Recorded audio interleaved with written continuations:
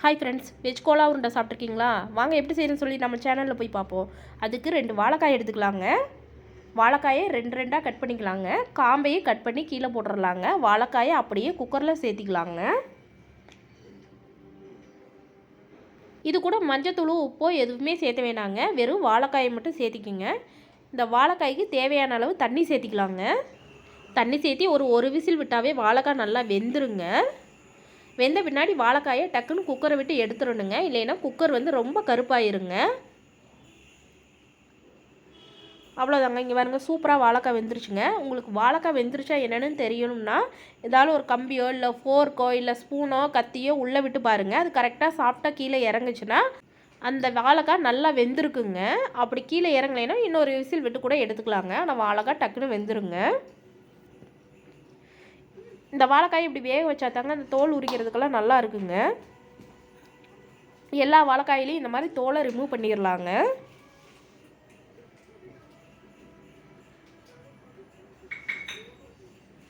இந்த வாழைக்காய் கோலா உருண்டை சூப்பராக இருக்குங்க. வெஜ்ஜு கோலா உருண்டை, மட்டன் கோலா உருண்டை டேஸ்ட்டில் சூப்பராக இருக்குங்க. இது கூடயே 1 ஸ்பூன் இஞ்சி பூண்டு பேஸ்ட் சேர்த்திக்கலாங்க. இது கூடயே 1/2 ஸ்பூன் மல்லித்தூள், 1/2 ஸ்பூன் கரம் மசாலா, 1 ஸ்பூன் மல்லித்தூள் சேர்த்திருக்கிறேங்க. அது கூடயே ஒரு 10-15 சின்ன வெங்காயத்தை சின்ன சின்னதாக கட் பண்ணி வச்சுருக்கேங்க. 1 ஸ்பூன் சோம்பு, ஒரு 2 பச்சை மிளகா, புதினா, கொத்தமல்லி எல்லாத்தையும் போட்டு இந்த வாழைக்காயோட நல்லா பிசைஞ்சு எடுத்துடலாங்க. இது கூட தேவையான அளவு உப்பு சேர்த்திக்கணுங்க. உங்களுக்கு எந்த அளவுக்கு தேவைப்படுதோ அந்த அளவுக்கு சேர்த்துனா போதுங்க. இந்த மசாலாவெல்லாம் அப்படியே உருண்டை பிடிச்சா கண்டிப்பாக பிடிக்க முடியாதுங்க. அதுக்கு ஒரு 2-3 டேபிள் ஸ்பூன் வந்து பொட்டுக்கடலை பவுடரோ இல்லை கடல மாவோ சேர்த்து நல்லா உருண்டை பிடிச்சிக்குங்க. நம்ம வெறும் மசாலாவோ உருண்டை பிடிக்க முடியாதுங்க. அதனால தான் பொட்டுக்கடலை பவுடரோ இல்லை கடல மாவோ சேர்த்திக்கிறோங்க. இதை நல்லா கையாலேயே நல்லா உருண்டை பிடிச்சிருங்க. இந்த வாழைக்காயை நல்லா கட்டி இல்லாமல் பிசைஞ்சுக்குங்க. இந்த மாதிரி மாவு மாதிரி இருக்கணுங்க. இப்போ கையாலேயே உருண்டை பிடிச்சிக்குங்க. இந்த மாவு கெட்டியாவோ ரொம்ப லூஸாவோ இருக்கக்கூடாதுங்க. மீடியமான பதத்தில் தான் இருக்கணும். இந்த மாதிரி மீடியமான சைஸில் நான் உருண்டை பிடிச்சிருக்கேங்க. உங்களுக்கு எந்த அளவுக்கு தேவைப்படுதோ அந்த அளவுக்கு உருண்டை பிடிச்சிக்குங்க. இதில் 16 உருண்டை வந்துருக்குதுங்க. உருண்டை சூப்பராக வந்திருக்குதுங்க. உருண்டை உடையவே இல்லைங்க. அதுக்கு காரணம் நம்ம போட்ட பொட்டுக்கடலை பவுட்ரு தாங்க. இப்போ ஆயிலை வந்து மிதமான ஹீட்டில் ஹீட் பண்ணிக்கலாங்க. ஹீட் பண்ணிவிட்டு எந்த அளவுக்கு அந்த சட்டி கொள்ளுதோ அந்த அளவுக்கு நீங்கள் இந்த உருண்டையெல்லாம் சேர்த்து 2 பக்கமும் நல்லா பொன்னிறமாக வேக வச்சு எடுத்துருங்க. ஏற்கனவே வாழைக்காய் வெத்ததுனால ரொம்ப நேரம் வேக வேண்டியது இல்லைங்க.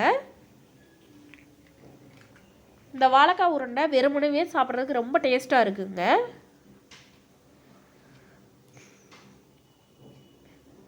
பாருங்கள், நல்லா இந்த அளவுக்கு ஒரு டைம் வந்து பிரட்டி விட்டிங்கன்னா நல்லா வெந்துருங்க.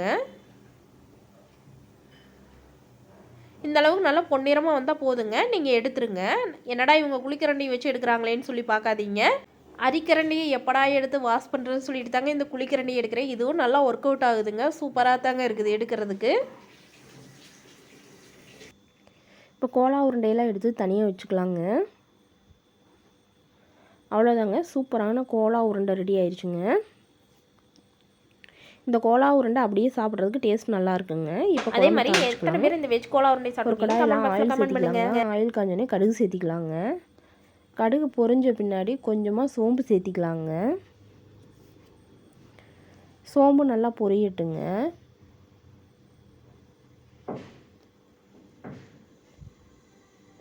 இந்த குழம்பு ரொம்ப டேஸ்ட்டாகவும் சூப்பராகவும் இருக்குங்க. இது கூட இஞ்சி பூண்டு பேஸ்ட்டு 1 ஸ்பூன் சேர்த்து நல்லா வதக்கலாங்க.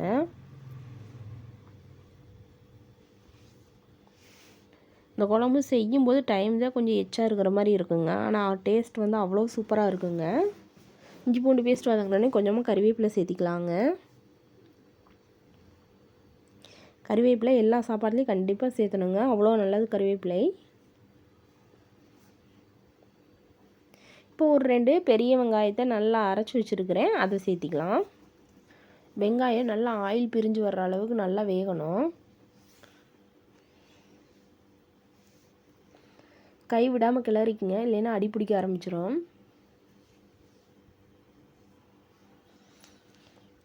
இதே மாதிரி மட்டன் சிக்கன்லேயும் செஞ்சு பாருங்கள், சூப்பராக இருக்கும். இப்போ இதுக்கு தேவையான மசாலா சேர்த்திக்கலாம். ஒரு 1.5 ஸ்பூன் மல்லித்தூள், 1 ஸ்பூன் வந்து குழம்பு மிளகாய்த்தூள், ஒரு 1/2 ஸ்பூன் கரம் மசாலா, 1/2 ஸ்பூன் மிளகாய்த்தூள், கொஞ்சமாக மஞ்சள்தூள் சேர்த்து நல்லா இதையும் வதக்கலாம்.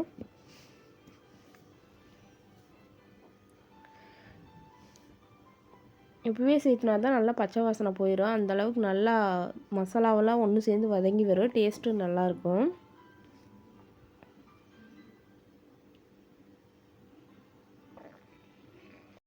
இப்போ இந்த மசாலா கூடயே 2 தக்காளி நல்லா தண்ணி விடாமல் பேஸ்ட் பண்ணி வச்சுருக்கேன். இதையும் சேர்த்து நல்லா ஆயில் பிரிஞ்சு வர்ற அளவுக்கு வதக்கலாம்.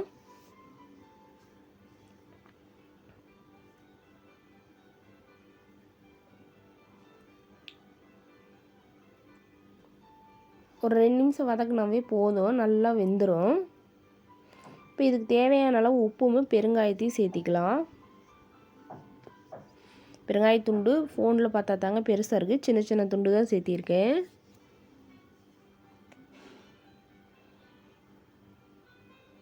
உப்பு போட்டாவே தக்காளி வெங்காயமெல்லாம் நல்லா வதங்கிருங்க.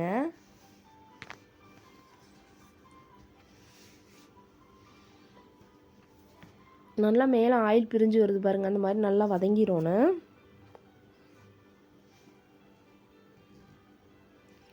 உண்மையிலுமே இந்த குழம்பு அவ்வளோ சூப்பராகவும் டேஸ்ட்டாகவும் இருந்துச்சு. குழந்தைகளுக்கு ஸ்நாக்ஸாக கூட இந்த கோலா உருண்டையை ட்ரை பண்ணி நம்ம செஞ்சு கொடுக்கலாம். எல்லா வெஜிடபிள்ஸ் கூட சேர்த்து இந்த மாதிரி கோலா உருண்டை செஞ்சு கூட கொடுக்கலாங்க.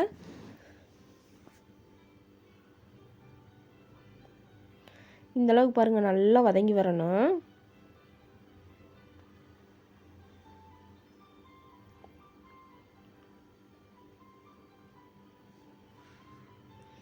இப்போ நல்லா ஆயில் பிரிகிற அளவுக்கு வதங்கின பின்னாடி இதுக்கு தேவையான அளவு தண்ணி சேர்த்திக்கலாம். கொஞ்சம் தண்ணியாட்டம் சேர்த்திக்கலாங்க, ரொம்ப தண்ணியாட்டம் வேணாம். குழம்பு கொஞ்சம் தண்ணியாட்டம் செஞ்சுக்கலாங்க இந்த பதத்தில். அப்போ தாங்க இந்த குழம்புல கோலா உருண்டை ஊற ஊற கரெக்டாக இருக்குங்க. ரொம்ப தண்ணியாட்டம் வேண்டாம், ரொம்ப கெட்டியாகவும் வேணாம்.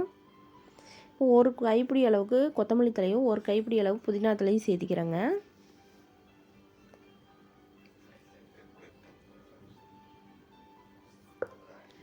உண்மையிலுமே இந்த குழம்புக்கு சிக்கன் மட்டன் குழம்பெல்லாம் தோற்று போயிருங்க, அந்தளவுக்கு சூப்பராக இருக்கும். நல்லா கொதிக்கட்டுங்க.